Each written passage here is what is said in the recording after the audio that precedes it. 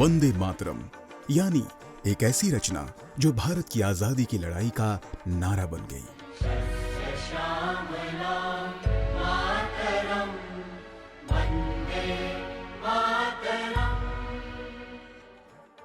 जिसने आजादी के मतवालों को नई दिशा, नई प्रेरणा दी, नया संकल्प दिया और नई राह दिखाई। जो रचना आजादी के आंदोलन में शामिल होकर और बाद में देश का राष्ट्रगीत बनकर अमर अजर हो गई। उस वंदे मातरम के लेखक थे बंकिम चंद्र चटर्जी। बंगाली भाषा के साहित्य के सम्राट के रूप में जाने जाने वाले बंकिम चंद्र चटर्जी प्रसिद्ध लेखक, कवि और पत्रकार थे। 26 जून 1829 को वर्तमान पश्चिम बंगाल के उत्तर 24 परगना नैहाटी के कंठपुरा गांव में जन्मे बंकिम चंद्र चटर्जी बंगला साहित्य के ऐसे महान साहित्यकार थे जो भारतीय राष्ट्रवाद के शुरुआती समर्थकों में से एक थे और उनकी रचनाएं स्वतंत्रता संग्राम को प्रेरणा देती थी। वर्ष 1857 में ईस्ट इंडिया कंपनी के शासन के खिलाफ एक मजबूत विद्रोह हुआ, लेकिन बंकिम चंद्र चटर्जी ने अपनी पढ़ाई जारी रखी और वर्ष 1859 में बीए की परीक्षा पास की। कलकत्ता के उपराज्यपाल ने उसी साल बंकिम चंद्र चटर्जी को डिप्टी कलेक्टर नियुक्त किया। वह 32 वर्षों तक सरकारी सेवा में कार्यरत रहे और वर्ष 1891 में सेवानिवृत्त हुए। बंकिम चंद्र चटर्जी का महाकाव्य उपन्यास आनंद मठ 1770 से 1820 के बीच चले सन्यासी विद्रोह की पृष्ठभूमि से प्रभावित था।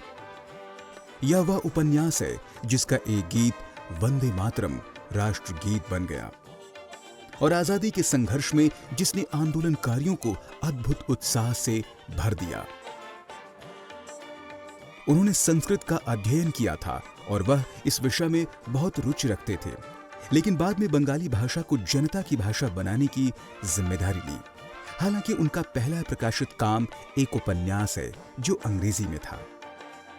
बंकिम चंद्र चटर्जी ने 1872 में एक मासिक साहित्यिक पत्रिका बंग दर्शन की भी शुरुआत की, जिसके माध्यम से बंकिम चंद्र चटर्जी को एक बंगाली पहचान और राष्ट्रवाद के उद्भव को प्रभावित करने का श्रेय जाता है।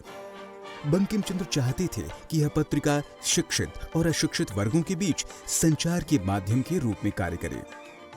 इसी पत्रिका बंग दर्शन में सबसे पहले 7 नवंबर 1875 को वंदे मातरम प्रकाशित हुआ और बाद में वर्ष 1882 में आनंद मठ में प्रकाशित किया गया। 1880 के दशक के अंत में पत्रिका का प्रकाशन बंद कर दिया गया, परंतु वर्ष 1901 में रविंद्रनाथ टैगोर के संपादक बनने के बाद इसे फिर से शुरू किया गया।